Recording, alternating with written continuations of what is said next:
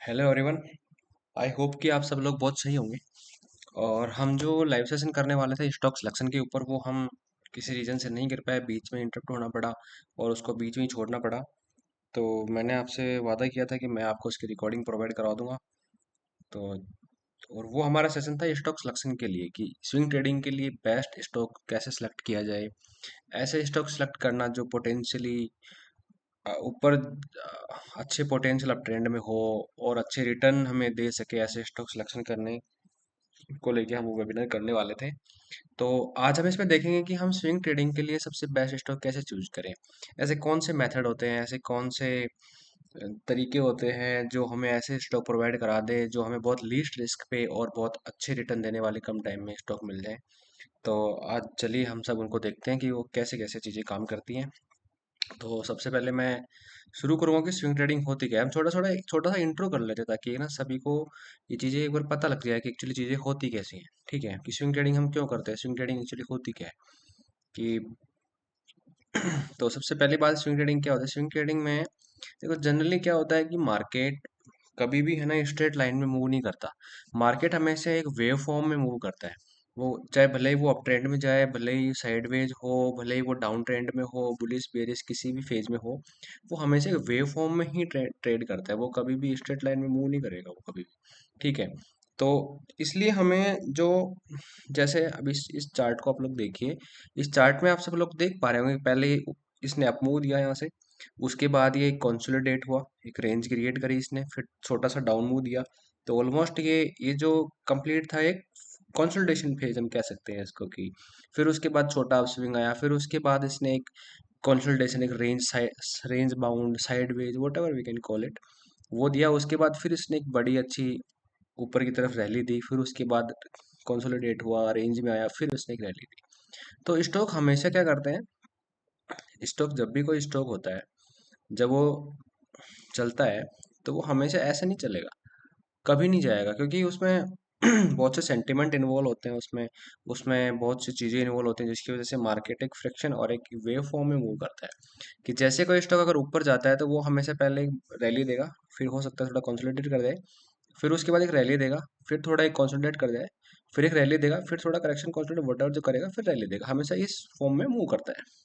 और अगर कोई स्टॉक डाउन ट्रेंड में होगा, नीचे आएगा, तो भी वो इस तरह से मूव करेगा, इस तरीके से मूव करेगा, इस तरीके से मूव करेगा। और जो साइडवेज में होता है वो बिल्कुल साइडवेज में इस वेव फॉर्म में ऐसे ऐसे मूव करेगा। ठीक है। तो ये हमारे तीन तरह के ट्रेंड होगा। तीनों ट्रेंड में हमने ये हम देखते हैं कि स्टॉक कभी भी, आप किसी भी स्टॉक उठा के देख लिए, किसी भी स्टॉक का चार्ट, आप Nifty, bank Nifty, vote ever आप देखेंगे, तो जिसका भी आप देखेंगे ना, वो हमेशा आपको है ना एक ऐसे वेव फॉर्म में मूव करता हुआ दिखेगा। ठीक है। वो कभी भी किसी एक पार्टिकुलर, कभी भी उस फॉर्म में मूव नहीं करते कि हाँ वो स्ट्रेट लाइन में मूव नहीं करते। वो हमेशा एक वेव फॉर्म में मूव करते हैं, जैसे हम इसको देखेंगे अभी। तो अब जैसे निफ्टी का ही चार्ट है, निफ्टी की चार्ट में हम क्या देखा कि पहले इसमें स्टॉक में डाउन स्विंग आया, उसके बाद इसने एक ये रेंज क्रिएट करी। ठीक है, रेंज क्रिएट करी, फिर उसके बाद ये डाउन मूव आया, फिर इसने एक ये छोटी सी रेंज क्रिएट करी, फिर उसके बाद ये डाउन मूव आया, फिर जैसे ही इसने इसको यहाँ से ब्रेक किया, फिर एक अप मूव आ गया, फिर एक डाउन मूव आ गया, और जैसे जैसे ऊपर चला, तो ये हमेशा ना ये इस तरीके से मूव कर रहा था, ये इस तरीके से। ठीक है, बिल्कुल स्ट्रेट लाइन में नहीं आ रहा था कि डाउन मूव आ गया तो ऐसे आ गया, रेंज आ गई तो रेंज ऐसे चली गई, और अगर अप ट्रेंड आया तो अप ट्रेंड ऐसे चलेगा, कभी ऐसा नहीं होता। ये अप ट्रेंड में था, देखो यहाँ से लेके और यहाँ तक पूरा अप ट्रेंड में था, लेकिन ये बिल्कुल भी है ना स्ट्रेट लाइन में नहीं था। ठीक है। तो ये एक मार्केट का नेचर होता है। और इस नेचर की वजह से हमें मार्केट में तीन तरह के ट्रेंड देखने को मिलते हैं, और ट्रेंड हमेशा फ्रैक्शन और वेव फॉर्म में देखने को मिलते हैं। ठीक है, एक फ्रैक्शन नेचर और एक वेव फॉर्म इसका नेचर होता है। तो हम क्या करते हैं इसमें, कि ये जो मूव होते हैं ना, जो मतलब क्लीन मूव जो होते हैं, हम इनको स्विंग बोलते हैं। ठीक है, कि ये अप स्विंग हो गया, ये डाउन स्विंग हो गया, ये साइडवेज स्विंग हो गया, वट वट मतलब इनको स्विंग बोलते हैं हम लोग, कि स्विंग हो गया। और इनको इन्हीं स्विंग को कैपिटलाइज करने के लिए जो हम ट्रेडिंग मेथड यूज करते हैं वो स्विंग ट्रेडिंग कहलाती है। कि सिंपल सी इसकी डेफिनेशन हो गई। और मुझे लगता है कि आप सब लोग इससे वाकिफ होंगे कि ये स्विंग ट्रेडिंग क्यों कहलाती है। ठीक है, तो चलिए हम आगे बढ़ते हैं। तो दूसरी चीज हम देखते हैं कि स्विंग ट्रेडिंग बहुत बेटर क्यों होती है, other trading style, other trading method से बहुत बेटर क्यों होती है। तो उसके लिए देखो, हर किसी का अपना अपना तरीका होता है ट्रेडिंग करने का। कोई बहुत अग्रेसिव ट्रेडिंग करता है, वो इंट्राडे ट्रेडिंग करता होगा। कोई बहुत ज़्यादा लॉन्ग टर्म करता होगा, कोई इन्वेस्टिंग करता होगा, कोई जो कम टाइम में बड़ा मुंह पकड़ने की कोशिश करते हैं, जिनके पास थोड़ा टाइम होता है, तो वो लोग स्विंग ट्रेडिंग करते हैं। जो बहुत अग्रेसिव ट्रेडिंग करते हैं वो इंट्राडे ट्रेडिंग कर लेते हैं, जिनके पास समय होता है वो इंट्राडे करते हैं। तो मेरे पास समय है, लेकिन मेरे को जो मेथड जो मेरे को स्टाइल सूट करती है, तो वो है स्विंग ट्रेडिंग वाली, क्योंकि मैं बहुत ही काम और कंपोज रह के अपना काम करना चाहता हूँ। मुझे धीरे धीरे चीज़ें कैप्चर करना अच्छी लगती है, इतना धीरे भी नहीं कि मैं इन्वेस्टिंग में चला जाऊँ, क्योंकि उतना समय है नहीं मेरे पास। तो मैं क्या करता हूँ, स्विंग ट्रेडिंग मेरे को सबसे बेस्ट लगी। मैंने पिछले जो 4-5 साल में खुद को एनालाइज किया कि यार वो मेरे लिए क्या ऐसी चीज़ है, पहले सीखा। फिर उसके बाद मैंने देखा कि ऐसी कौन सी चीज़ है जो मेरे लिए बेस्ट है, जिनको मैं बहुत अच्छे तरीके से कर सकता हूँ। इंट्राडे ट्राई किया, तो वॉलेटिलिटी कहीं ना कहीं मेरे को इम्पैक्ट कर रही थी। फिर मैंने इन्वेस्टिंग ट्राई करी, तो वो बहुत बहुत ही स्लो प्रोसेस हम उसको कह सकते हैं कि, क्योंकि मार्केट हमेशा साइकिल्स में मूव करते हैं। क्यों, जो बड़े बिजनेसेस होते हैं वो हमेशा साइकिल में मूव करते हैं, और जब बिजनेसेस अगर साइकिल में मूव करेंगे, उनकी प्राइस भी उस तरह साइकिल में ही बिहेव करेगी। कोई ऐसे बहुत सारे स्टॉक होते हैं जो एक बार अच्छा मूव देने के बाद 2-2 3-3 4-4 साल तक एक जोन में पड़े रहते हैं, वहां से बाहर नहीं निकलते। ठीक है, तो ये सब चीज़ें होती हैं। तो मेरे को जो सबसे बेस्ट चीज़ लगी, वो मेरे को स्विंग ट्रेडिंग लगी, और मैंने फिर इसको मास्टर करने की कोशिश करी। फिर मैंने इसकी हर एस्पेक्ट को जानने की और सीखने की कोशिश करी, और मैंने इसको एक अपने लाइफ स्टाइल से जब कंफर्ट हो गई, तो मैंने सिर्फ यही चूज किया कि मैं सिर्फ स्विंग ट्रेडिंग ही करूंगा और इसी को आगे कैरी करूंगा। ठीक है, तो ये कुछ चीज़ें हैं। आप हो सकता है कि कुछ डिफरेंट तरीके के ट्रेडर हो, आप इन्वेस्टर हो, आप इंटरनेट ट्रेडर हो, आप एफ एंड ओ ट्रेडर हो, तो whatever you can be, लेकिन this is the trading style that suits me, that's why I am into it. अगर मेरे को इंट्राडे शूट करता तो मैं इंट्राडे करता, मेरे को इन्वेस्टिंग शूट करता तो मैं इन्वेस्टिंग में आता, लेकिन अभी मेरे को ये शूट कर रहा है, तो मैं यही करता हूँ। ठीक है। तो ये कुछ 4-5 रीज़न है जो मुझे ठीक लगे, और जिनकी वजह से मैं इसको प्रायोरिटी देता हूँ। तो फिर मैंने फिर क्या होता है कि विनिंग सिस्टम, इसके बाद जो विनिंग सिस्टम आता है, सबसे पहले आपने देखा कि मार्केट कैसे मूव करता है, फिर स्विंग ट्रेडिंग क्या होती है, मार्केट कैसे मूव करता है, फिर आपको कौन सी स्टाइल सूट करती है। फिर आपको है ना एक सिस्टम क्रिएट करना होता है, और वो सिस्टम आपको बताता है कि आपको उस फील्ड में, उस पर्टिकुलर चीज़ में सक्सेस होने के लिए आपको डिसिप्लिन में रहना पड़ेगा, प्रॉपर एक मेथड फॉलो करना पड़ेगा, और जो आपके सक्सेस को इंश्योर करेगा कि हाँ ठीक है, आप उन चीज़ों को लेके कर सकते हो। और ये मेथड कोई ऐसे बहुत चीज़ें देख के नहीं बनाया गया, ये प्रॉपर चीज़ें बैक टेस्ट करके और उन पे काम करके और उनमें से बहुत ही एक कंपोज चीज़ निकाल के मैंने ये सिस्टम बनाया। बहुत कोई टिपिकल नहीं है, बिल्कुल सिंपल सिंपल चीज़ें इसमें है जो मैं चीज़ें यूज़ करता हूँ। तो मेरा विनिंग सिस्टम है कि मैं इसमें जो 5 चीज़ें यूज़ करता हूँ अपने विनिंग सिस्टम में, अपने जो वो है, तो सबसे पहली चीज़ होता है कि right stock selection. Right stock selection की आज हम ये क्लास देख ही रहे हैं। दूसरी चीज़ होती है कि प्रॉपर रिस्क मैनेजमेंट, कि आपको पर ट्रेड कितना रिस्क लेना चाहिए, आपकी कैपिटल पे कितना रिस्क होना चाहिए, अगर मार्केट एक पर्टिकुलर चीज, पर्टिकुलर जोन से अगर मूव कर गया तो आपको कितना रिस्क उसमें आप कैरी कर सकते हो, आपकी एपेटाइट एपेटाइट क्या है। तो वो सब एक, आप जब भी किसी ट्रेड में एंट्री लेने से पहले वो सब चीज़ें आपको क्लियर होनी चाहिए कि मेरी इस ट्रेड के अंदर रिस्क कितना है। रिटर्न किसी को कंफर्म हो ना हो, लेकिन रिस्क एक ऐसी चीज़ है जो आपको इस मार्केट में सर्वाइव करवाएगा। आपको इस मार्केट के अंदर लंबे टाइम तक बने रहने के लिए, मार्केट में सक्सेसफुल होने के लिए सबसे जो मेन चीज़ आपको हेल्प करेगा, वो है रिस्क मैनेजमेंट। ठीक है। फिर आता है राइट एंट्री और एग्जिट। तो राइट एंट्री ऐसी, राइट एंट्री का मतलब है कि ऐसी कौन सी जगह हम एंट्री लें जिससे हमें बहुत लीस्ट रिस्क के साथ में एक एक स्टॉक मिल जाए, और हम उसके मुंह से पहले उसको कैप्चर कर ले, जैसे कि एंट्री एंट्री हो गई। तो ये सब चीज़ें उसमें राइट टाइम पे राइट एंट्री और एग्जिट भी बहुत ज़रूरी है। एग्जिट क्यों ज़रूरी है, क्योंकि अगर कोई स्टॉक एक्सटेंड कर गया और हमने उसमें एंट्री एग्जिट नहीं मारा, हो सकता है वो साइडवेज चला जाए, हो सकता है करेक्ट हो जाए, तो हम जितना गेन हमें उसमें मिलना चाहिए था हम गेन नहीं ले पाएंगे। या फिर ऐसा हो कि कोई स्टॉक गिरना चालू हो गया, हमारे एसएल को ब्रेक कर गया, लेकिन फिर भी हम उसमें से एग्जिट नहीं ले रहे, तो कोई नहीं जानता कि एक स्टॉक कितना गिर जाएगा। ठीक है, तो वो हमारे पोर्टफोलियो को कितना डैमेज कर सकता है उसके बारे में हमें नहीं पता होता। इसलिए हम कोशिश यही करनी चाहिए कि हम जितना जल्दी और जितना सही समय पे एग्जिट मार लेंगे तो बहुत बढ़िया है। तो वो सब चीज़ें। चौथी चीज़ जो मैं यूज करता हूँ, proper position sizing. Position sizing risk management और एंट्री एंट्री का एक मिला जुला एक मैथमेटिकल, हम कह सकते हैं कि एक सिस्टम है। तो जो हम कितना रिस्क ले सकते हैं, कहाँ एंट्री कर रहे हैं, उसके बिहाफ पे एक पोजीशन साइज तय की जाती है। पोजीशन साइज आपको बताता है कि आपका आपने कितना रिस्क लिया है, अगर आपके अगेंस्ट स्टॉक गया तो आपका कितना नुकसान होगा, और अगर स्टॉक आपको फेवर करता है तो आपके पोर्टफोलियो कितना ऊपर जाएगा, कितना पोर्टफोलियो आपका गेन करेगा। फिर आता है कि माइंडसेट और साइकोलॉजी। माइंडसेट साइकोलॉजी होता है कि ऐसी चीज़ें जो हमें मार्केट में, क्योंकि एज ए ह्यूमन हमें, हमारे अंदर बहुत सारे इमोशंस होते हैं, ठीक है।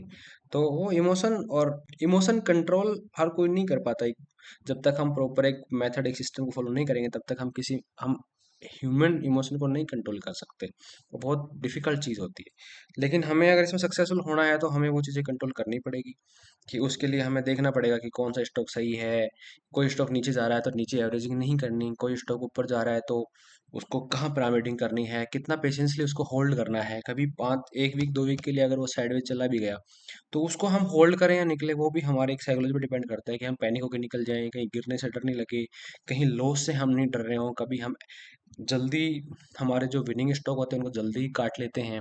तो बस वो सब चीज़ें साइकोलॉजी और माइंडसेट के इसमें आती है, ठीक है। तो ये सब 5 चीज़ें हो गई, मैं इनको फॉलो करता हूँ ये,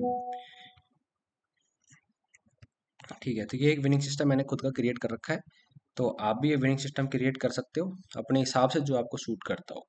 तो सब फिर आती है मेन चीज़ की, हमें स्टॉक सिलेक्शन करने की जरूरत क्यों नहीं पड़ती। जो स्टॉक हमें दिखता है हम उसको बाई क्यों नहीं कर लेते, वो ऊपर चला जाएगा, हमारा प्रॉफिट बन जाएगा। तो ऐसा क्यों नहीं होता। तो सबसे मेन चीज़ है कि एनएससी के अंदर 4,000 से ज़्यादा स्टॉक लिस्टेड है, और एज ए रिटेल ट्रेडर हम नहीं जानते कि उनमें कौन सा ऐसा स्टॉक है जो चलेगा, कि जो हमें रिटर्न ही अच्छा देगा, कंपेरेटिवली अच्छा रिटर्न देगा, हम वो चीज़ नहीं समझ सकते।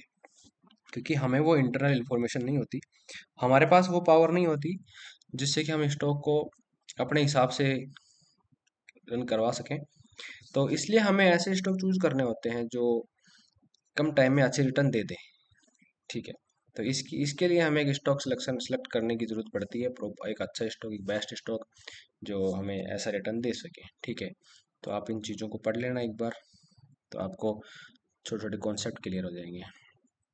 अब मैंने विनिंग सिस्टम के बाद में जो सबसे मेन चीज़ आती है, मेरा ट्रेडिंग टेम्पलेट क्या है, कि मैं किस टेम्पलेट के बिहाफ पे अपने स्टॉक सेलेक्ट करता हूँ, ठीक है। तो ये मेरा स्ट्रॉन्ग स्टॉक का मैंने एक टेम्पलेट बना रखा है। और ये मेरा टेम्पलेट जो इंस्पायर है, जो जिनकी बुक मैंने रीड करी है, जैसे मार्क मिनर्विनी हो गया, और स्टेन वेंस्टीन हो गए, और उसके बाद विलियम ओनाइल हो गए।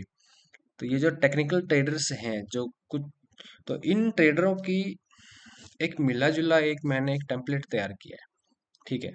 तो और ये टेम्पलेट मैंने ऐसे नहीं कि उनका देख के और मैंने बना लिया, ये प्रॉपर बैक टेस्टेड टेम्पलेट है, ठीक है। मैंने जो अपने पुराने ट्रेड जो ली थी उनके भी यहाँ पे मैंने इनको बैक टेस्ट किया कि वो मेरी ट्रेड सही गई कि नहीं गई, अगर मैंने इस टेम्पलेट के बेस पे जो ट्रेड ली थी वो क्या, किस टाइम पे ऐसा हुआ है कि जब जब स्टॉक इस टेम्पलेट को मीट कर रहे थे, जब जब इस क्राइटेरिया को मीट कर रहे थे, वो रिटर्न कितना दे रहे थे।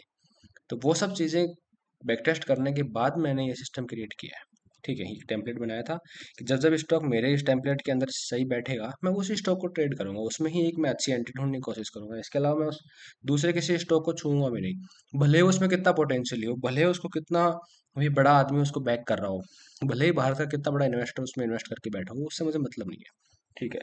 क्योंकि हर स्टॉक, कोई भी स्टॉक होता है जो अपने टाइम पे चलता है, वो एक प्रॉपर डिमांड सप्लाई पे काम करता है, वो कभी किसी के कहने और नहीं कहने से नहीं चलता।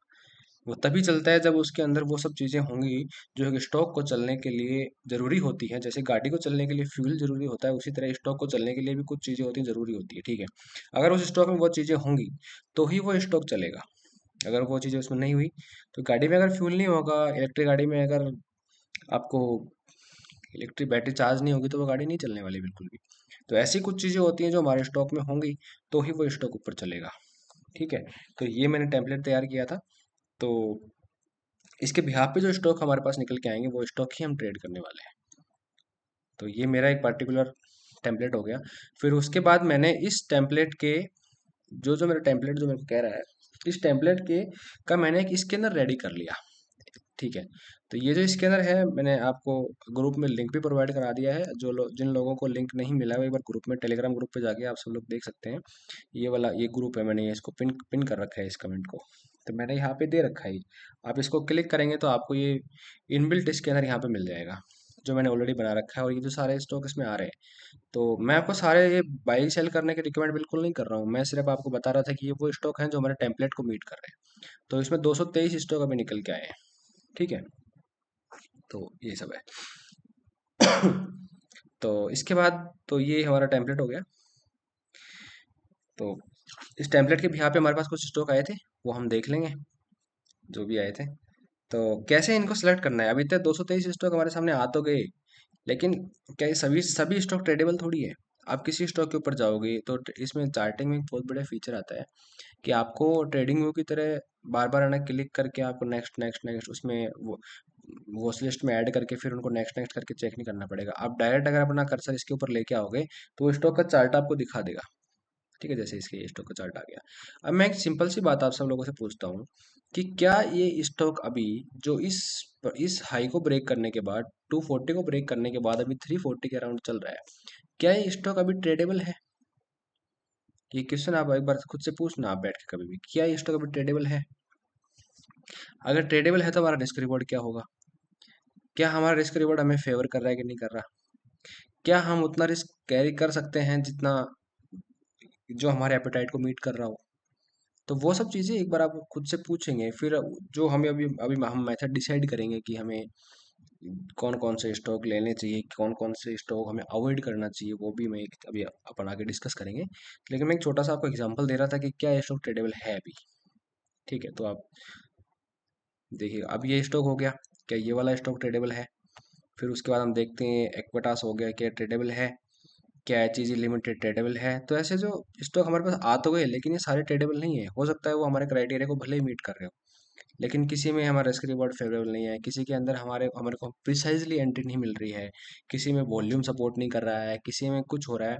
और बहुत कम स्टॉक ऐसे निकल के आएंगे जो हमारे क्राइटेरिया को मीट कर रहे हैं। एंट्री एग्जिट, एंट्री वाले क्राइटेरिया को मीट कर रहा है, ट्रेडिंग वाले क्राइटेरिया को मीट कर रहा है। और ये एंट्री और एग्जिट कब करनी है किसी स्टॉक के अंदर, वो हम आगे अगले सेशन में देखेंगे जो इस संडे को होने वाला है। ठीक है, तो एक बार आप वापस से अपन उस पर आ जाते हैं। तो इसके अंदर मैंने आप सब लोगों को दे दिया है, मेरा टेम्पलेट मैंने आप लोगों को दे दिया है, इससे बाहर में कुछ नहीं करता। और ये हमारा टेम्पलेट हो गया, ये हमारा इसके अंदर हो गया, इसके भी यहाँ पे हमें स्टॉक मिल जाएंगे। फिर हमें चूज करना है कि हम कौन से स्टॉक जो हमारे लिए बेस्ट हैं, जिनको हमें ट्रेड करना चाहिए, जिनको हमारे वॉच लिस्ट में डालना चाहिए। तो उसके लिए मैं आपको बता दूं कि फिर आप तो फिर आता है कि मैं जो अभी मैंने इसमें टेम्पलेट में बताया था कि हम जो स्टॉक चूज करते हैं, तो उसमें ट्रेडिंग एट 52 वीक हाई और 80 के आसपास होना चाहिए। ये क्राइटेरिया जो है वो मीट करना चाहिए, लेकिन वो हमारा 52 वीक हाई के पास होना चाहिए। ये एक बेसिक सा क्राइटेरिया कि प्राइस की कहाँ होनी चाहिए जिसको हम चूज करेंगे। तो ये सब चीज़ें तो उसमें मीट हो ही जाएंगी। तो जैसे हम देखेंगे कि हम 52 वीक हाई वाले स्टॉक को ही क्यों चूज करते हैं, हम किसी बॉटम वाले क्यों नहीं चूज करते। जैसे अभी एक स्टॉक है जिसका नाम है यस बैंक। मैं आपको बिल्कुल भी यार, एक तो ना आप इस चीज़ को प्लीज़ माइंड करना कि मैं आपको बिल्कुल भी कोई भी स्टॉक है ना आपको रिकमेंड नहीं कर रहा हूँ कि ये मैं बाई सेल आपको रिकमेंड कर रहा हूँ, आप इसको खरीद ही लीजिए। या मैं ऐसे बिल्कुल नहीं कह रहा आपको इन सब चीज़ों के लिए, तो प्लीज़ आप इनको माइंड करना, क्योंकि रिकमेंडेशन बिल्कुल नहीं है इसमें। अब जैसे हम इस स्टॉक को देखते हैं, ठीक है, तो आपको क्या लगता है कि ये स्टॉक जब अपने हाई पे था 404 का, इसने हाई मारा था, ये इसने किया था अगस्त 2018 में। उसके बाद से ये स्टॉक अभी तक ये 18 का हाई ब्रेक नहीं कर पाया, ये 26 का हाई ब्रेक नहीं कर पाया है। बहुत से लोगों को लगता होगा कि इतना स्ट्रॉन्ग स्टॉक है, इतनी बड़ी कंपनी है, इतना बड़ा नाम है, अब ट्रेंड में आएगा ही है, आएगा कितने टाइम में आएगा। तो जैसे आप देखोगे कि 2018 से गिरने के बाद, जैसे गिरना चालू हुआ था 18 में, और उसके बाद लगातार गिरा है 2020 तक, 2 साल तक इस स्टॉक में कोई रैली नहीं आई ऊपर की तरफ, स्टॉक सिर्फ गिरा है नीचे। ठीक है, तो हमें ऐसे स्टॉक हम होल्ड नहीं कर सकते एज ए स्विंग ट्रेडर, क्योंकि नो वन नोज कि हम एक्सपेक्ट नहीं कर सकते कि अच्छी कंपनी ऊपर जाएगी, ये प्रेडिक्शन हो गया, ये हो गया तो ऊपर चला जाएगा। वो सब चीज़ें इसमें वर्क नहीं करती है। जब स्टॉक गिरने लगता है तो वो नहीं पता होता कि कब कितना वो गिर सकता है, इसलिए हमें प्रॉपर एग्जिट बहुत ज़रूरी है। ठीक है, फिर हम ये एंटिसिपेट नहीं कर सकते कि अच्छा स्टॉक है, इतना गिर गया, इसके बाद तो ऊपर चलेगा ही चलेगा। अभी इसको गिरे हुए 5 साल हो गए हैं, अगस्त 2020, और अगले महीने से अगस्त लगने वाली है। इसका मतलब है कि 5 साल से ये स्टॉक अभी हिला भी नहीं है, अपने एक रेंज में ही घूम रहा है। ठीक है, 5 साल से हम कह सकते हैं कि इसने बिल्कुल जीरो रिटर्न दिया है। भले इस कंपनी का कितना ही अच्छा फंडामेंटल हो, कुछ भी हो, लेकिन ये बिल्कुल नहीं चल रहा। क्योंकि नहीं चल रहा, जो उसको क्राइटेरिया मीट होना चाहिए चलने के लिए, वो क्राइटेरिया इसको मीट नहीं हो रहा है। इन्वेस्टर को नहीं लगता कि, जो बड़े इन्वेस्टर हैं, जो इन्फॉर्म्ड इन्वेस्टर हैं, उनको नहीं लगता कि कंपनी में इतनी पोटेंशियल बची है अभी इस बैंक में। तो वो सब चीज़ें यहाँ वर्क करती है। इसलिए हमें बहुत सही स्टॉक चूज करना है कि जो हमें स्विंग के हिसाब से अच्छा रिटर्न दे जाए और वो काम करे उतना। ठीक है, तो इसलिए हम 52 वीक हाई के स्टॉक को चूज करते हैं और अपने ऑल टाइम हाई के स्टॉक को चूज करते हैं। 52 वीक हाई या all time high, what ever, जो हमें बेस्ट लगे, जो हमारे उस टाइम के क्राइटेरिया को मीट कर रहा हो। तो इसके जो 5 फैक्टर हैं कि हम इन्हीं स्टॉक को क्यों चूज करते हैं इन सब चीज़ों के लिए, उसके जो बेसिक बेसिक 5 चीज़ें हैं, जो मुझे लगता है कि उसमें क्या क्या है, इसलिए मैं उनको चूज करता हूँ। कि जो स्टॉक अपने 52 वीक हाई या ऑल टाइम हाई के पास में होते हैं, उनमें बहुत स्ट्रॉन्ग मोमेंटम होता है। ठीक है, वो ब्रेकआउट कन्फर्मेशन भी देते हैं, साइकोलॉजिकल बेंचमार्क भी उनमें होता है। और जो स्टॉक अपने इस लेवल को ब्रेक करते हैं, उसको मीट करते हैं, तो उनमें कोई ओवरहेड सप्लाई नहीं बचती है। और वो स्टॉक रिलेटिवली अपने सेक्टर, इंडस्ट्री और बेंचमार्क के अगेंस्ट में रिलेटिवली बहुत स्ट्रॉन्ग स्टॉक होते हैं। ठीक है, इसलिए हम 52 वीक हाई वाले स्टॉक या फिर ऑल टाइम हाई वाले स्टॉक को चूज करते हैं। तो सबसे पहले चीज हम देखेंगे कि स्ट्रॉन्ग मोमेंटम कैसे होता है उनमें। कोई भी स्टॉक अगर अपने एटीएच पे खड़ा है, 52 वीक हाई पे खड़ा है, तो स्ट्रॉन्ग मोमेंटम कैसे आएगा? Stock hitting 52 week high often indicate strong buying pressure and upward momentum. कोई स्टॉक है, अगर वो अपने हाई के पास में खड़ा हुआ है, मान के चलो कि ये वाला ही स्टॉक है, अब ये अपने 52 वीक हाई के पास में आया। ठीक है, तो तो जैसे 52 वीक हाई के पास में आया, तो ये कुछ कहीं ना कहीं से, तो किसी बॉटम लेवल से तो ये उठा ही है ना। कि जैसे इस स्टॉक में हम देखेंगे कि ये किसका बॉटम लेवल हो गया, कि ठीक है, ये अपने 52 वीक लो के पास हम इसको कह सकते हैं, जहां भी था ये। 4 मार्च 2025 के आसपास ये इसका 52 वीक हाई होगा। हाँ, ये रहा। तो जैसे अगर ये 52 वीक हाई के पास में आता है, इसका मतलब ये चल के आया है वहां से। ठीक है, किसी करेक्शन से बाहर निकल के आया है, कहीं चल के आया है। और जो जो इसके बीच में जितने जितने हर्डल आए थे, हर्डल का मतलब होता है कि सेलर्स, जो सेलर जो इसके रास्ते में बैठे हुए थे, जहां जहां रेजिस्टेंसेस बने हुए थे, वो इनको ब्रेक करके आए। वो उन सेलर्स को ओवर पावर करके, वो बायर्स उसमें इतना स्ट्रेंथ देते हैं कि वो स्टॉक उन सबको ब्रेक करके फिर आया। मतलब कि उस स्टॉक में डिमांड है, उसमें वो पोटेंशियल है, इसलिए वो इतना ऊपर आया है। ठीक है, तो इसलिए 52 वीक हाई वाले स्टॉक के अंदर स्ट्रॉन्ग मोमेंटम होता है। ठीक है, मतलब बाइंग प्रेशर भी होता है और अपवर्ड मोमेंटम भी होता है, इसलिए हम उनको चूज करते हैं। Momentum is life blood of swing trading. अगर आप स्विंग स्विंग ट्रेडिंग कर रहे हो, तो आपको सबसे मेन है कि मोमेंटम तो कैप्चर करना ही आना चाहिए, मोमेंटम तो पकड़ना ही पड़ेगा।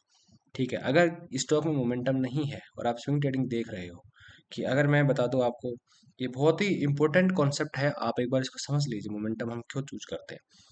ये स्टॉक अपने हाई के पास में है, आप यार देखोगे कि हाई था, इस हाई के पास में था ये, 52 वीक हाई के पास में था। लेकिन क्या इसमें मोमेंटम है अभी? क्या है इसमें मोमेंटम? ये रेंज क्रिएट करी, ब्रेकआउट आया, चला, लेकिन क्या इसमें मोमेंटम है? फिर नीचे आया, फिर नीचे आया, कितने टाइम तक इस जोन के अंदर रहा?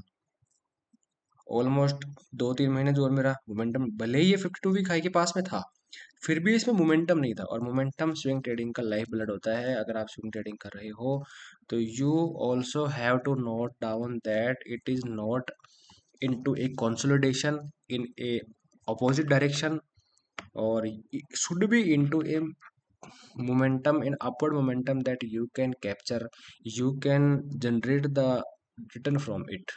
ठीक है, कि आप लोग इनसे, कि हम लोग इनसे रिटर्न जनरेट कर सके। अगर मार्केट रिटर्न कब मिलेगा? जब ये ऊपर जाएगा। अगर यहाँ बाई किया, किसी ने यहाँ बाई किया, तो वो फायदा कब मिलेगा? जब ये ऊपर रहेगा।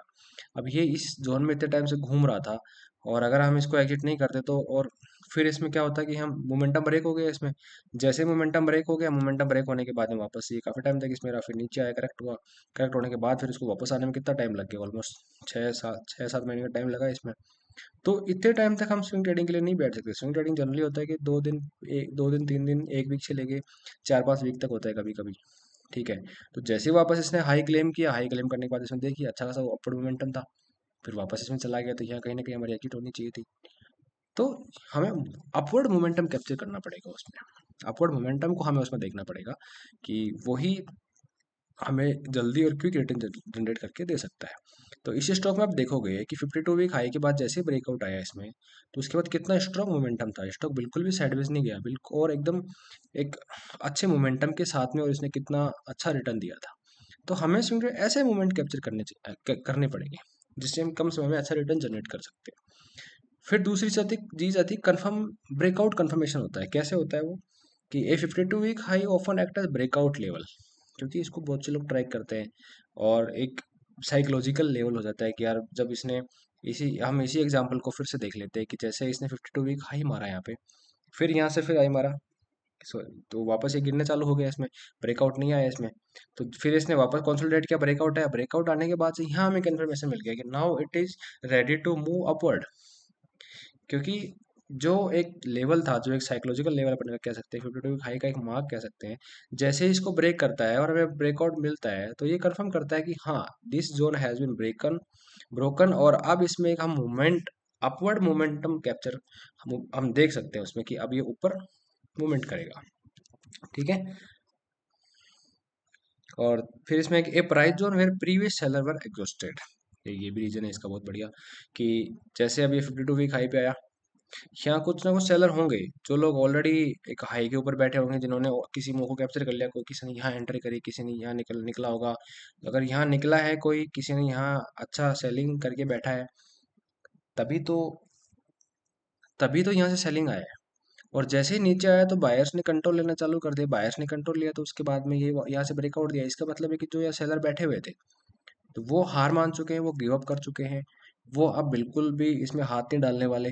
इसी वजह से हमें यहाँ पे एक मोमेंटम मिलता है। ठीक है। तो ये दूसरी चीज हो गई, और ये इसका एग्जांपल आप यहाँ भी देख सकते हो कि जैसे 52 वीक हाई के पास में आया, और जैसे इसने हाई वॉल्यूम पे ब्रेकआउट दिया, उसके बाद देखो इसने कितना तगड़ा मोमेंटम दिया है, कितना तगड़ा मोमेंटम दिया है इसने, बहुत शानदार। तो इसलिए हम 52 वीक हाई को एज ए ब्रेकआउट कंफर्मेशन भी ट्रीट करते हैं। स्टॉक मोमेंटम होता है उसमें, क्योंकि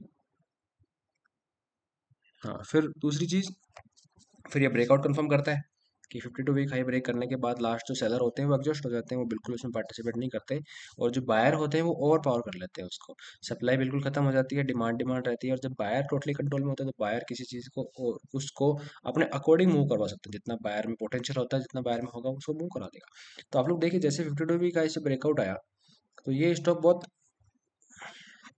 अच्छी रैली दी इसने। ठीक है। फिर उसके बाद आती है थर्ड चीज, साइकोलॉजिकल बेंचमार्क होता है। साइकोलॉजिकल बेंचमार्क कैसे होता है कि 52 week high are widely tracked by institution से रिटेल ट्रेडर। ये बहुत लोगों की एक हार्ड मेंटलिटी हो जाती है, अच्छी बात है, लेकिन जनरली क्या होता है कि 52 वीक हाई वाले स्टॉक भी बहुत बड़े बड़े ट्रेडरों द्वारा भी ट्रैक किए जाते हैं कि यार जब इस पर्टिकुलर लेवल से ब्रेकआउट आएगा तब हम इसमें जाके, हो सकता है कि कुछ इंस्टीट्यूशन वगैरह नीचे के लेवल के ऊपर इसको एक्यूमुलेट कर रहे हो। ठीक है, no one knows, but as a we हम एंटिसिपेट कर सकते हैं कि कोई उसको एक्यूमुलेट कर रहे हो। लेकिन जैसे ही वो लोग 52 वीक हाई क्रॉस करता है, तब उनको पता होता है कि हाँ, अब यहाँ से जो सेलर्स थे, they accumulated very well, but they know also know that कि इस लेवल के बाद जो सेलर्स थे वो निकल चुके हैं इसमें से, और जैसे सेलर निकलेंगे तो they can freely trade them into their own directions. तो बुल क्या करेंगे, उसको ऊपर लेके जाएंगे। तो जो ऑलरेडी एक्यूमुलेट कर चुके हैं, 52 वीक हाई से ब्रेकआउट आता है, तो उसके बाद उसको वो अपने हिसाब से वो करवाते हैं। ठीक है। तो it became a self fulfilment level also. ठीक है। मोर अटेंशन, क्योंकि tracked by very very widely tracked होता है ये। फिर उसके बाद मोर अटेंशन का मतलब होता है कि मोर बाइंग मतलब प्राइस मूविंग हायर। तो यही हुआ इसमें। 52 वीक हाई के पास कंसोलिडेट हुआ, कंसोलिडेट होने के बाद जैसे ही ये यहाँ से ब्रेकआउट आया, हाई वॉल्यूम से ब्रेकआउट आया, ब्रेकआउट आने के बाद इसमें देख सकते हो कि कितना अच्छा इसमें मोमेंटम मिला है हमें।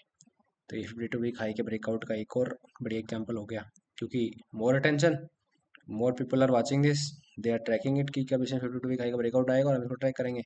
फिर मोर अटेंशन मतलब मोर बाइंग, जो यहाँ पे बैठे हुए थे कि ब्रेकआउट आया और हम बाई करें, जैसे ब्रेकआउट आया लोगों ने बाई किया, ज़्यादा लोग बाई करेंगे, ज़्यादा डिमांड क्रिएट होगी, ज़्यादा डिमांड क्रिएट होगी तो वो स्टॉक शूटअप करेगा, अच्छी रैली देगा, अच्छा मोमेंटम देगा। ठीक है। तो ये इसलिए एक ये हो गया। फिर चौथी चीज़ होती है कि no overhead supply. Overhead supply क्यों नहीं होती है उसमें? ओवरहेड सप्लाई इसलिए नहीं होती कि 52 वीक हाई के ऊपर हमने बात करी थी कि जो लास्ट सेलर होता है वो एग्जॉस्ट हो जाता है, ठीक है।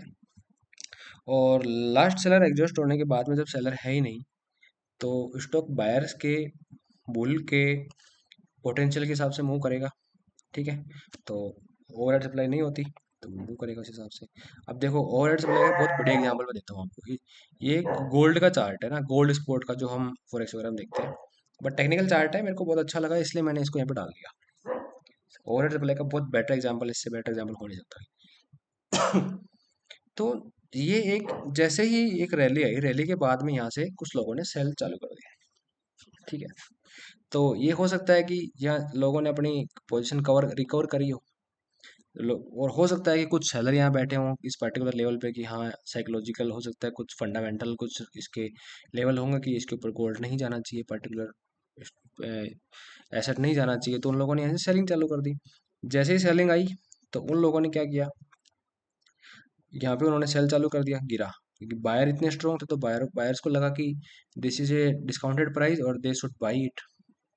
तो उनको लगा कि ये डिस्काउंटेड प्राइस पे आ गया, थोड़ा करेक्ट हो गया, हमें इसको और बाई करना चाहिए।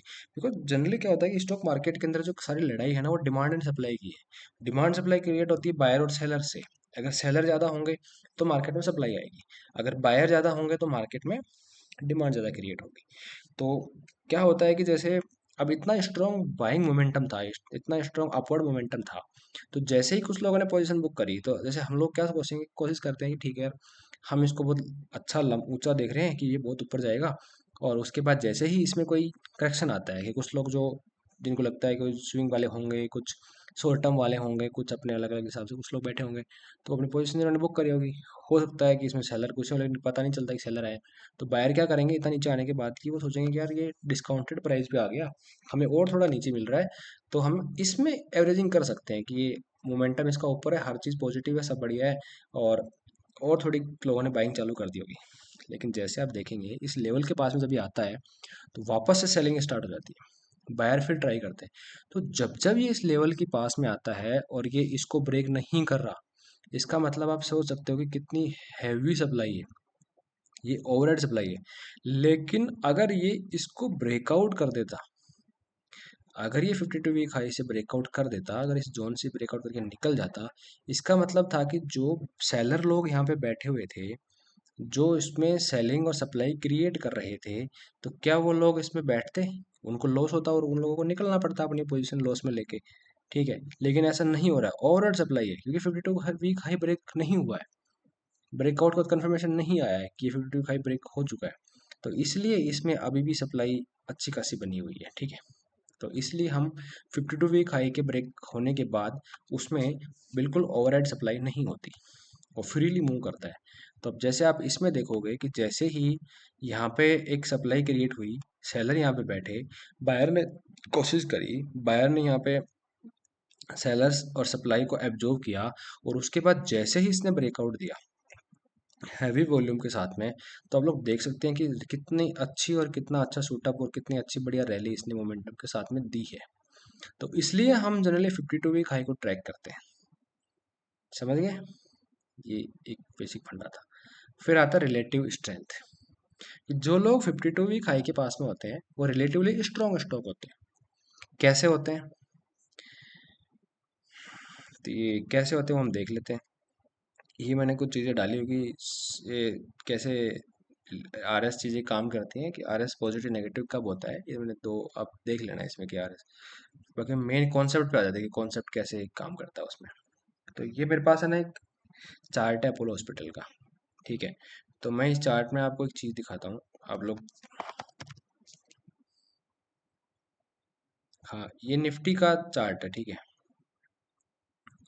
निफ्टी का चार्ट इसलिए ले रहा हूँ क्योंकि निफ्टी हमारी बेंचमार्क है, और बेंचमार्क से ही हम उस चीज़ को कंपेयर करेंगे तो बहुत बेटर रहेगा।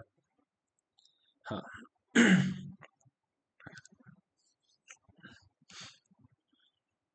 तो जैसे इसमें कोविड के बाद जो करेक्शन आया, जैसे 20 के बाद जो करेक्शन था इसमें, ये 24 फेब के बाद जो करेक्शन था, अच्छा ये मई में, हाँ ये 9 मार्च को करेक्शन था, 16 मार्च को, ठीक है। तो ये कोविड वाला जो करेक्शन निफ्टी में आया था, तो उसके बाद निफ्टी ने रिकवर करना चालू किया, ठीक है। निफ्टी अपने हाई तक पहुंचते पहुंचते, किस हाई तक, जिस हाई से इसने करेक्शन चालू हुआ था उसमें, उस हाई तक पहुंचते पहुंचते निफ्टी को नवंबर आ गया। ठीक है। लेकिन आप देखेंगे कि ये वाला जो स्टॉक है, ये ऑलमोस्ट सितंबर में ही अपने हाई के पास आ गया था। इसका मतलब आप समझ रहे हो, इसका मतलब रिलेटिवली स्ट्रॉन्ग स्टॉक है। स्ट्रॉन्ग स्टॉक क्यों है? क्योंकि जो स्टॉक जितना जल्दी अपने हाई को क्लेम करता है करेक्शन के बाद में, इसका मतलब है कि उसके अंदर डिमांड है, उसके अंदर बायर्स का इंटरेस्ट है, उसके अंदर वो लोग इंटरेस्टेड हैं, जो लोग उसको, जिनके पास कुछ अदर इंफॉर्मेशन है, जिनको इसका पोटेंशियल पता है।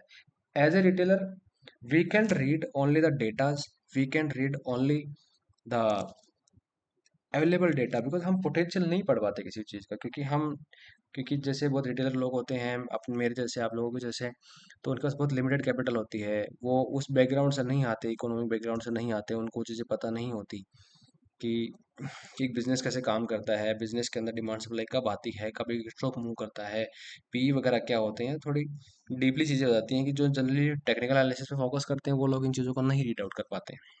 और रिटेलर तो बिल्कुल नहीं करते, क्योंकि रिटेलर के पास कैपिटल छोटी होती है, छोटी कैपिटल के ऊपर वो उस लेवल पे ट्रेड नहीं कर सकते, वो उसको एज ए फुल टाइम नहीं कर सकते, इसलिए वो उतना रीड नहीं करते होंगे चीज़ें, वो उस चीज़ में घुस नहीं सकते, वो उनका बैकग्राउंड वैसा नहीं होता। इसलिए जो लोग इसमें इंटरेस्टेड हैं, मतलब जो इसके बिजनेस में इन्वॉल्व हैं, जिन लोगों का इसमें पैसा लगा, कुछ इंस्टीट्यूशन होते हैं, कुछ फंड हाउस होते हैं, जो ऐसे स्टॉक चूज कर ढूंढते रहते हैं कि जिसमें बहुत पोटेंशियल उनको लग रहा हो सकता है कि उस टाइम पे ऐसी क्या चीज़ है जिसमें, कि कोविड के बाद में हेल्थ केयर डिपार्टमेंट के अंदर, फार्मा के अंदर ही तेजी क्यों आई, क्योंकि उन लोगों को क्या ऐसा बिजनेस पोटेंशियल उनको लगा।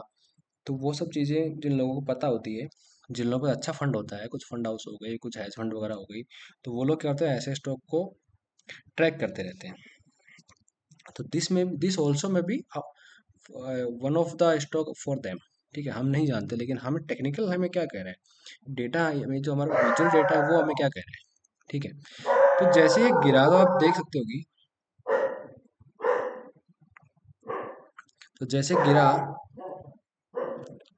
तो वापस इसने सितंबर में ही, निफ्टी ने जब हाई मारा उससे एक महीने पहले इसने अपना हाई रिक्लेम कर लिया था। ठीक है। एक मिनट यार,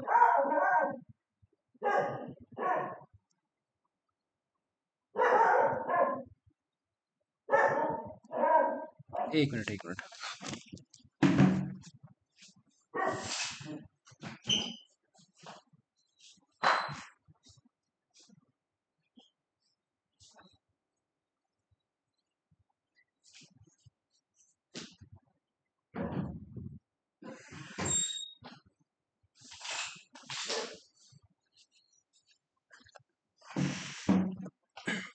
इसका मतलब है कि रिलेटिवली बहुत स्ट्रांग स्टॉक है। ठीक है। तो हमें रेट 52 वीक हाई के पास में आ गया, अपने हाई के पास, अपने हाई को रिक्लेम कर लिया, मतलब स्ट्रॉन्ग स्टॉक हो गया। और हमें स्ट्रॉन्ग स्टॉक ही चाहिए, इसलिए ताकि हम उसका मोमेंटम कैप्चर कर सकें। ये हो गया। दूसरा स्टॉक हम देखते हैं कि ये वाला, ये अडानी पोर्ट हो गया। जैसे इसने अपना हाई रिक्लेम किया, देखो, यहाँ हाई के पास घूमना और हाई रिक्लेम करना एक बहुत अलग बात होती है। तो इसने कंपेरेटिवली उस जो पिछले वाला अपने देखा था, इसने नवंबर में किया था, सॉरी, इसने इस सितंबर के पहले, अगस्त में, और इसने कब किया, इसने जुलाई में ही अपना हाई रिक्लेम कर लिया, जबकि निफ्टी ने, मतलब बेंचमार्क ने अपना हाई रिक्लेम किया था नवंबर में जाके। इसका मतलब है कि इस स्टॉक में तेजी है, और ये अपने इसके पास घूम रहा है, मतलब एक्यूमुलेट हो रहा है। और जैसे इसने ब्रेकआउट दिया, अपने हाई को ब्रेक मारा, बेस से ब्रेकआउट आया, और उसके बाद आप इसमें मोमेंटम देख सकते हैं। ठीक है। तो this is also a reason of choosing 52 week high stock. Okay. और जब कोई स्टॉक रिलेटिवली वीक होता है, तो फिर वो अपने हाई को रिक्लेम करने में लेट होता है। इसने किया 2 महीने बाद, जिस टाइम पे बेंचमार्क ने हाई क्लेम किया था, हाई पे आया था, इसके 1 1.5 महीने बाद इसने किया। और उसके बाद आप इसका नतीजा देख सकते हो कि रिलेटिवली वीक स्ट्रॉन्ग था, गिरना लाजमी था, गिरा है। ठीक है। और ये इसका एक और हो गया। तो ये तो होगी बेसिक बेसिक चीज़ें कि हमें कौन सा हमारा टेम्पलेट होता है, कौन से स्टॉक हमें चूज करने चाहिए। फिर उसके बाद ये 5 चीज़ें होगी, 52 वीक हाई के पास होना चाहिए, 52 वीक हाई के पास होता है तो क्यों हमें उसको चूज करना चाहिए। तो ये 3 4 चीज़ें हमने साइकोलॉजिकल और जो लॉजिक थे इनके पीछे, वो हम देख चुके हैं। ठीक है। तो कहीं ना कहीं आपके, जब भी आपको स्टॉक देखो तो बैकएंड में आपकी सब चीज़ें चलती रहनी चाहिए। अब मैं आपको एक चीज़ बताता हूँ कि हमें, अब हमने जो इस टेम्पलेट के बिहाफ पे जो स्कैन मारा, उस स्कैन के अंदर हमारे पास जो स्टॉक आए थे वो ऑलमोस्ट 223-24 स्टॉक के आसपास थे। तो क्या ये सारे स्टॉक ट्रेडेबल है कि बताओ? नहीं है ना। तो इसमें मैंने वो स्टॉक ढूंढने की कोशिश करी थी जो अपने हाई से 52 वीक हाई से 15% दूर हो। लेकिन मुझे ये नहीं पता कि ये ऐसा स्टॉक क्यों दिखा रहा है जो एग्जैक्ट 52 वीक हाई के ऊपर खड़ा हुआ है। I don't know why. हो सकता है स्कैन में कुछ गड़बड़ हो। तो मैं एक बार स्कैन चेंज करके देख लेता हूँ कि जो अपने 20% में आता हो, अगर ये कुछ काम करता हो तो इसमें हमारे पास वही है, कुछ स्टॉक बढ़ के ही आए, वैसे स्टॉक नहीं आए। तो अब जैसे ये स्टॉक हो गया, ये हो गया, ये अभी अपने, हाँ ये स्टॉक अपने हाई को रिक्लेम नहीं कर रहा है। ये अपने 52 वीक हाई से, अभी जुलाई चल रहा है 25, और जुलाई 25 से जुलाई 24, फेब 25, तो अपने हाई से 20% के विदिन 20% ही खड़ा हुआ है। सॉरी, हम 15% ले लेते हैं क्योंकि वो काम सही करता है, वो डेटा बैक टेस्टेड है अच्छी तरह से। हम उसी को काम में ले लेते हैं। ठीक है, सिंपल इंफ्रा हो गया। तो ये स्टॉक हो गया। अब जैसे ये स्टॉक है, ठीक है, तो ऐसे स्टॉक जो मतलब 52 वीक हाई को ब्रेकआउट नहीं किए हों, ठीक है, देखो हमें ऐसे स्टॉक लेने पड़ेंगे ना जो ऑलरेडी चल चुका है।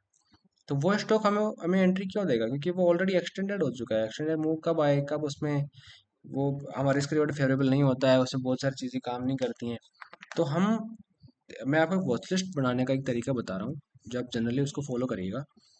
तो ऐसे स्टॉक उसमें चूज करना जिन्होंने अभी अपना 52 वीक हाई से ब्रेकआउट नहीं दिया हो। और मैंने जो या कंडीशन इसमें लगाई थी, वो कंडीशन ये थी कि जो स्टॉक अपने ईयरली हाई से 15% नीचे होंगे। ईयरली हाई इंटू 0.85, ठीक है, मतलब 85% अपने हाई से 15% नीचे होंगे। तो हम ऐसे स्टॉक को चूज करेंगे। ठीक है, तो वो स्टॉक इसमें आ गए। तो अब जैसे आप देखोगे कि जैसे ये एस पी एम एल इंफ्रा करके है, तो इसने अभी जस्ट अपने 52 वीक आई से जस्ट ब्रेकआउट दिया है। ठीक है, तो हमें ऐसे स्टॉक को चूज करना है कि जो ऑलरेडी मूव नहीं किए हो। ठीक है, तो हमें तो एंट्री इन्हीं स्टॉक में मिलेगी, क्योंकि अभी क्योंकि हम ऑलरेडी देख चुके हैं कि मूवमेंट तो 52 वीक हाई ब्रेक करने के बाद आता है। तो ऐसे स्टॉक चूज करने जो ब्रेकआउट नहीं दिए हो अभी, या फिर ब्रेकआउट के आसपास घूम रही है, फिर थोड़ा उससे नीचे चल रहे हो। ठीक है, तो उसके बाद अपन इसको देखेंगे, इस स्टॉक को एक्विटास कैपिटल करके देखेंगे। तो इसने जस्ट अभी अपने हाई पे आया है, ब्रेकआउट अभी पूरा आया नहीं इसमें। फिर एच ई जी हो गया, एच ई जी ने अभी 52 वीक हाई ब्रेक नहीं किया है, अभी इस जोन में चल रहा है। ठीक है, फिर ताराचंद इंफ्रा ये हो गया। तो ये लोएड एंटरप्राइजेस हो गया, ये अभी 52 वीक हाई के ऊपर नहीं आया है। ये ऐसे स्टॉक बढ़िया होते हैं, मतलब वो स्टॉक चूज करने जो अभी जिन्होंने अभी ब्रेकआउट नहीं दिया है।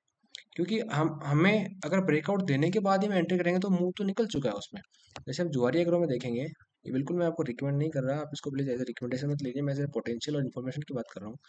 तो जैसे आप इसमें देखोगे कि जैसे 52 वीक हाई से ब्रेकआउट आया, इतनी हाई कैंडल इसकी इतनी हाई पे क्लोज हुई, और वॉल्यूम बहुत बढ़िया पड़ी थी। तो आप देखेंगे तो फिर कितना अच्छा मोमेंटम इसने दिया है, ये ऑलरेडी बहुत अच्छा चल चुका है।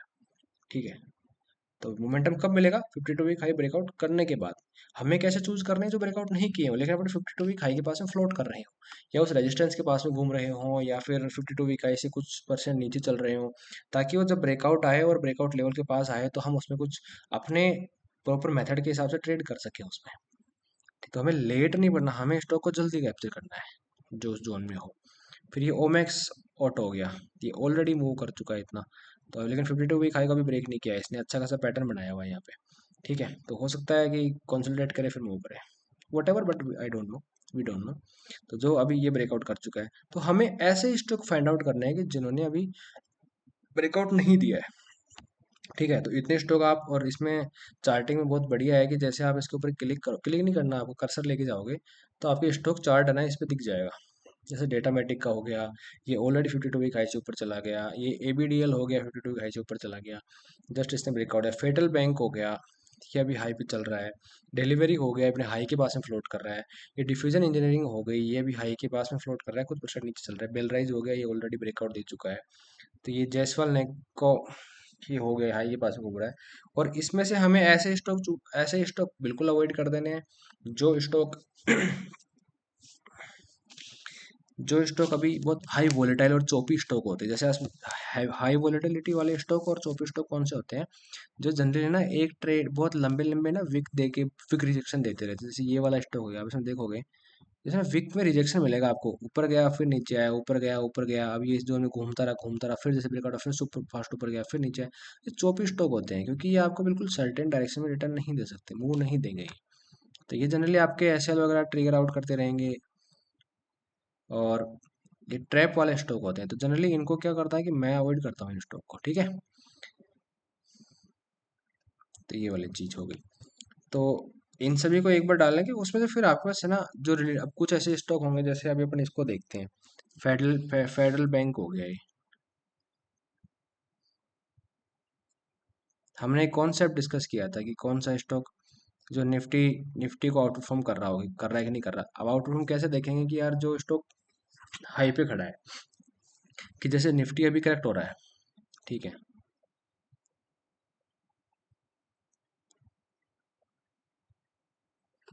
निफ्टी करेक्ट हुआ, निफ्टी हाई के पास नहीं पहुंचा, यहाँ पे निफ्टी अभी हाई से नीचे चल रहा है, और यहाँ से इस पे ब्रेकडाउन भी आ गया है, ठीक है। लेकिन आप इसमें देखेंगे कि ये वाला ऊपर खड़ा हुआ है अभी भी, तो ये इसका हाई था, 52 वीक हाई हो गया, मई मई 24, ये 52 वीक हाई हुआ इसके जुलाई के आसपास, और ये अपनी हाई के पास में खड़ा हुआ है, इसलिए कंपेरेटिवली रिलेटिवली स्ट्रॉन्ग स्टॉक है। तो ऐसे स्टॉक हमें चूज करने हैं, और हमें, तो इनमें जैसे आप 200 स्टॉक हैं उनमें से आप जाओगे, तो आपको ऐसे स्टॉक मिलेंगे बहुत सारे, जो आपके ना अभी बाइंग बाइंग रेंज से हो सकता है, 52 वीक हाई से आपके रेंज में, तो उसमें से आप है ना 30-40 ऐसे स्टॉक फाइंड आउट करोगे, जो स्टॉक अभी अपने क्राइटेरिया को प्रॉपरली मीट कर रहे हो, जो हमें बाइंग क्राइटेरिया होता है उसको प्रॉपरली मीट कर रहे हो। तो हम ऐसे स्टॉक अपनी वॉच लिस्ट में डालेंगे, जैसे मैं दो वॉच लिस्ट बना रखता हूँ, कि एक वॉच लिस्ट ऐसी ऐसी होती है जो जिसमें सारे पोटेंशियल स्टॉक होते हैं, एक वॉच लिस्ट होती है जिसके अंदर मैं जिसमें मुझे ना बाय वो नेम मिल जाते हैं, कि जो बहुत ज़्यादा स्ट्रॉन्ग नेम होते हैं, जैसे 10-20 नेम मिलते हैं, उसमें से 4-5 ऐसे नाम निकल के आते हैं जो बायबल नेम होते हैं, जिसमें ब्रेकआउट ट्रिगर होता है। अब क्या होता है, जैसे ये स्टॉक है, आपने इसको वॉच लिस्ट में डाल लिया, क्योंकि आपने 52 वीक हाई के आसपास फ्लोट कर रहा है, बहुत ज़्यादा ऊपर है नहीं, तो अब क्या करेंगे, इसमें इसको वॉच में डालेंगे, लेकिन क्या ये बाइंग पे खड़ा है आपका, क्या एंट्री आपकी प्रीसाइज और जो एंटिसिपेशन एंट्री जो आपकी होगी, जो प्रॉपर एंट्री होगी, क्या वो उसके पास खड़ा हुआ है, वो हम एंट्री वाले पार्ट में देखेंगे कि वो वहाँ खड़ा है कि नहीं खड़ा, क्या वो एंट्री के लायक है कि नहीं है। तो ऐसे इसमें क्या होता है कि तो लेकिन हम इसको डाल लिए, अब कोई स्टॉक ऐसा होगा जिसने आज ब्रेकआउट दिया, हो सकता है कि 4-5 दिन बाद ब्रेकआउट दे, तो हम इसको अवॉइड तो नहीं कर सकते ना, तो ये हमारा पोटेंशियल स्टॉक की लिस्ट में आ जाएगा, ठीक है। और जो ऊपर खड़ा होगा वो हमारे बायबल की नेम में आ जाएगा। तो ऐसे ऐसे करके हमें इसमें ये अपनी वॉच लिस्ट को हमें शॉर्ट करते रहेंगे, ठीक है। तो जैसे इटरनल हो गया, ये अपनी हाई के पास में खड़ा हुआ है, कंसोलिडेट कर रहा है, ठीक है। उसके बाद जैसे नोवोको हो गया, ये हाई के ऊपर निकल चुका है, एथर एनर्जी हो गया हाई के पास में खड़ा हुआ, लेकिन बहुत चोपी स्टॉक है, और पीटीसी इंडिया करके हो गया, अपने अभी जोन में खड़ा हुआ है। और हमें कब एंट्री एग्जिट के लिए जो स्टॉक बाकी हम चूज करेंगे, वो उसके लिए हम अगले संडे को जो क्लास होगी उसमें डिस्कस करेंगे बाकी सब चीज़ें। और आपको अगर कुछ क्वेश्चंस अगर पूछने हैं, आप चाहते हो कि आपको कुछ पूछना है अभी, तो आप मुझसे वो डिस्कस कर सकते हैं।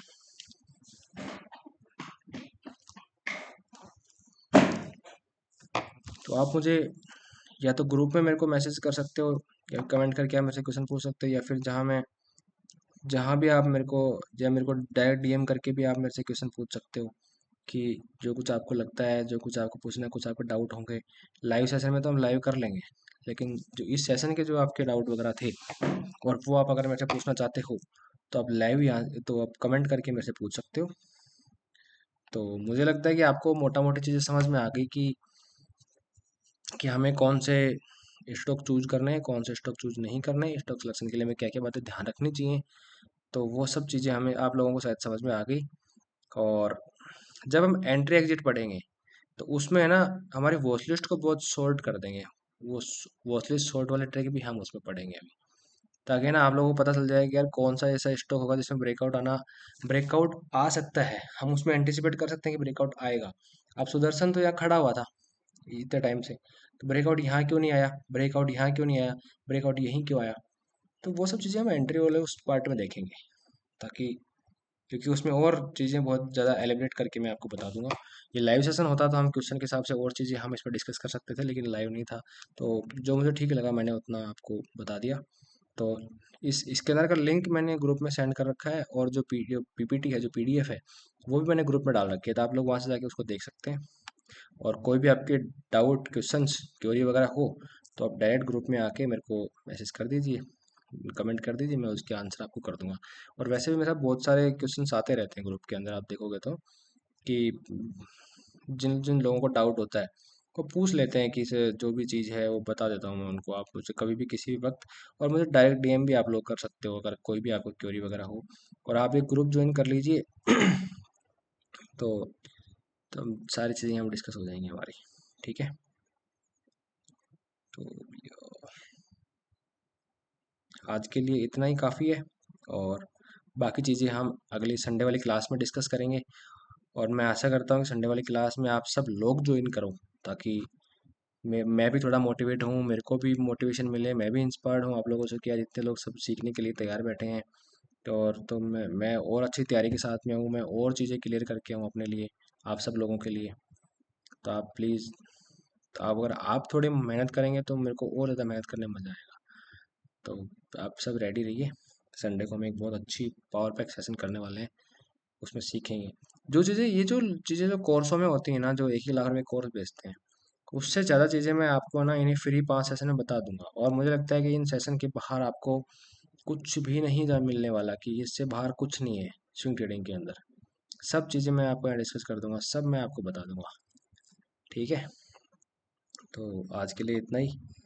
थैंक यू आप सब लोगों को ज्वाइन करने के लिए। Thank you.